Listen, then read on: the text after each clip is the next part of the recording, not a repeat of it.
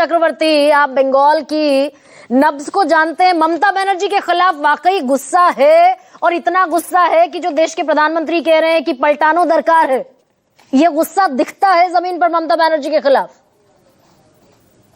जयंत चक्रवर्ती, BJP ने ये पहले चरण का जो वोट हुआ है, इसमें बीजेपी पहले बार 2021 साल में बीजेपी का हिस्सा था, आप जानते हैं क्या, 59, और टीएमसी का हिस्सा था 92।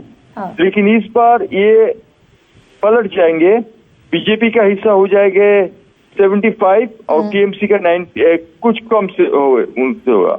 लेकिन टीएमसी का 142 जो असल में इलेक्शन है 29 अप्रैल में, उसमें टीएमसी का था 123 एंड बीजेपी का था ओनली 18। इस स्थिति में नदिया और हुगली में बीजेपी और टीएमसी का टक्कर बहुत अच्छा होगा। लेकिन बाकी जो है, बाकी में टीएमसी का एक क्षेत्र जो है ये टीएमसी हो जाएगा। बाकी कोलकाता में 11 है, 24 करोड़ में 31 है, 33 है, 24 करोड़ में, और हावड़ा में है 16। तो इसी में जो होगा टीएमसी का हिस्सा ज्यादा होगा। ना एक सेकंड सर, आपने दो आपने जिलों के नाम लिए, आपने नदिया का नाम लिया, नादिया का और हुगली का। आप कह रहे हैं यहाँ फाइट होगी। यहाँ टोटल सीटें हैं 18 और 17, नादिया में 17 है और हुगली में 18 है, 18 दूनी 36, यानी कि 35 सीटें। अगर यहाँ 35 सीटें 18 से बढ़कर डबल भी स्ट्राइक हो गया बीजेपी का, तो और बाकी 6 जिलों में आप कह रहे हैं तृणमूल कांग्रेस अपने आप को रिटेन कर ले जाएगी। हाँ, तो 75 आप कह रहे हैं पहले फेज में, और 36 आप कह रहे हैं दूसरे फेज में, तो भी 148 तो बैठता दिखाई नहीं दे रहा है। नहीं दिखाई जाएगा। इसीलिए टीएमसी 48% और बीजेपी 44% है हुगली में पहले चुनाव में। और जो है इसमें जो नदिया में टीएमसी 47% है, बीजेपी 43% है। इनका खिलाफ है 4%, इनका तफत है, और उधर भी 4% है हुगली में। नदिया में 41, 43, 47, 43 और हुगली में 48, 44। तो ये 4% में टीएमसी का जरूर हो जाएगा। और 148 तो मैजिक फिगर है, मैजिक फिगर बीजेपी नहीं छू पाएंगे। ये बात सही है कि टीएमसी, देखिए एक बात ऐसे है कि कोलकाता में पहले बार चुनाव में 60 to 65% पोलिंग हुआ है। अभी उनका उम्मीद है 321 कंपनीज सेंट्रल फोर्स डिप्लॉय किया गया। इसीलिए 65 से ये चुनाव में एसआईआर है, एसआईआर के चुनाव से पहले 10 चरण में 93.19 हुआ है, दूसरे चरण में 65 से बढ़ेगा। तो हमको देखना होगा क्या ये ममता बनर्जी को रिटेन करने के लिए है, क्या बीजेपी के एंटी इनकम्बेंसी फैक्टर के लिए है। आपने वो जो गणित रखा सामने, उसके हिसाब से तो 75 और 36 148 छूता हुआ नहीं दिखता। दिखता, बीजेपी नहीं छुएंगे। मतलब इस बार फिर बीजेपी वहां सरकार बनाने से चूकती दिखाई देगी? नहीं देगी। मेरा उम्मीद है इससे क्या तृणमूल कांग्रेस ने सरकार गढ़ेंगे, लेकिन ये डिफरेंस बहुत ज्यादा कम होगा। मतलब 215 से, चलिए एक और चीज सर आपसे पूछ लेती हूँ, वो जो 215 सीटों पर टीएमसी की टैली अभी खड़ी है 294 में से, कितनी सीटें घटती दिखाई देंगी तृणमूल कांग्रेस? तृणमूल कांग्रेस का घटती होगा। दूसरा चरण है, दूसरे चरण में तृणमूल कांग्रेस 123 हासिल किया है 2021 में, लेकिन अभी 101 से 2 सीट उनका हासिल होगा। उनका घटती है 20 सीट का घटती है होगा।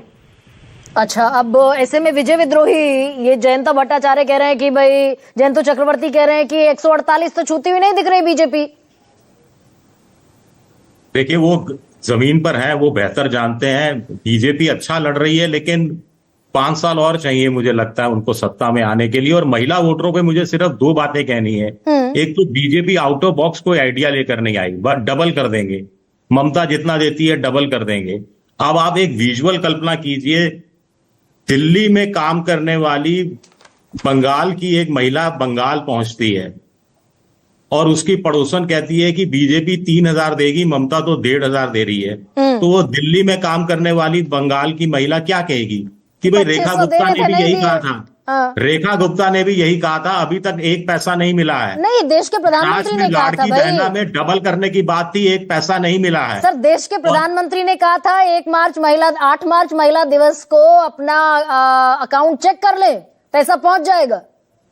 दिल्ली की महिलाएं तो 8 मार्च निकाल चुकी, दूसरा 8 मार्च आ जाएगा उनके पास, अकाउंट कैसे चेक करेंगी? लाड़की बहना महाराष्ट्र के अंदर क्या हुआ, 64 लाख नाम काट दिए गए, डबल करने का था, और महाराष्ट्र की सरकार ने साफ कह दिया हमारे पास पैसा नहीं है, हम बढ़ाने वाले नहीं है। और तीसरी बात है कि ये जो 1500 रुपया मिलता है, इससे महिलाओं ने गांव में बड़ी क्रांति की है, ग्रामीण अर्थव्यवस्था में बड़ी मदद की है, 98% पैसा वापस बाजार में गया है महिलाओं पर वो जो एंटी इनकम्बेंसी की बात हो रही है, विजय विद्रोही पर कैपिटा इनकम पश्चिम बंगाल का बहुत बढ़िया स्थिति में तो नहीं है। और वो जो देश के प्रधानमंत्री आज कह रहे हैं कि हुगली में और बाकी जगहों पर वहां बाकायदा एक इंडस्ट्रियल जोन हुआ करता था, वो भी आज की तारीख में जीडीपी से लेकर और बाकी तमाम चीजें तो रसातल में है।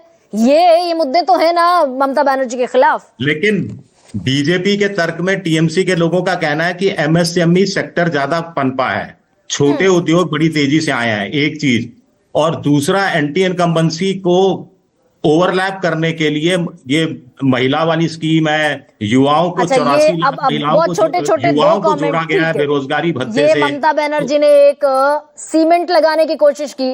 राहुल देव सर, ये चुनाव ममता बनर्जी बनाम मोदी है, मोदी को मुख्यमंत्री बनकर पश्चिम बंगाल आना नहीं है, शुवेंदु अधिकारी उनके काउंटर पार्ट के तौर पर दिखाई देते हैं। तो बंगाल जब चुनने निकलेगा तो ममता बनर्जी 19 दिखती है या शुवेंदु अधिकारी?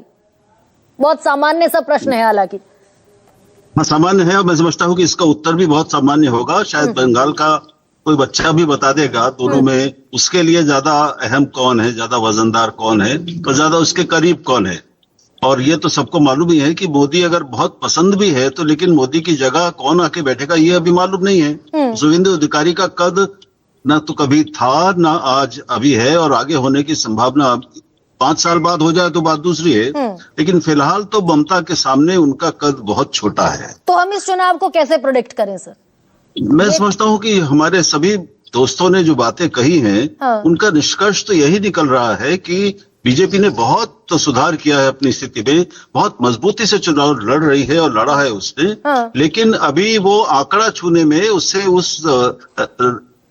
थोड़ा पीछे है, वो उस तक पहुंचना संभव नहीं लग रहा है। अच्छा नीरजा जी, ठीक है नीरजा जी, लास्ट कमेंट, लास्ट रिमार्क आपसे, 148 का जो मैजिक नंबर है बीजेपी छूती दिखेगी, या फिर वो जो सारा विपक्ष मिलकर कह रहा था भाई एसआईआर हुए, 90 लाख वोट काट दिए, लगभग 1 करोड़ वोट काटे गए और ये ज्यादातर तृणमूल कांग्रेस के वोटर हैं, या फिर उसका वो ग्लिच दिखेगा 4 मई को?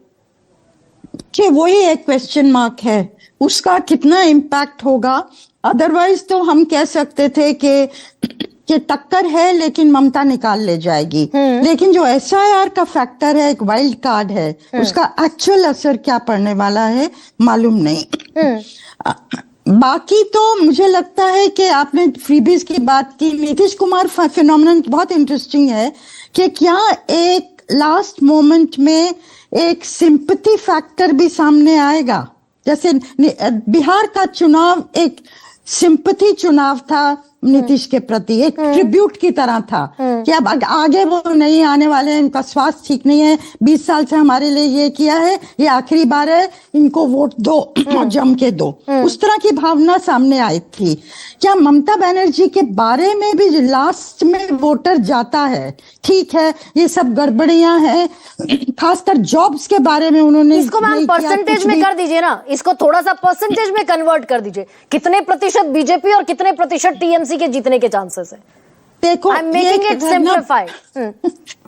ये कहना बहुत ही मुश्किल है। और मैं महिलाओं को भी जब बात करती थी ना, क्योंकि माइनॉरिटी प्लस महिला प्लस अदर्स जो पुअर सेक्शंस हैं जो माने जाते हैं, उसमें यह भी माना जाता है कि जो टीएमसी के लोग थप्पा भी मारते थे, वो थर्ड फैक्टर में माना जाता है।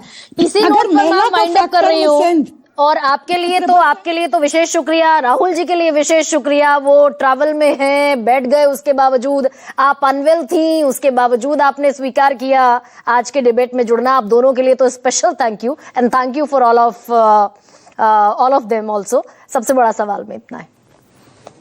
सबसे बड़ा सवाल प्रेजेंटेड बाय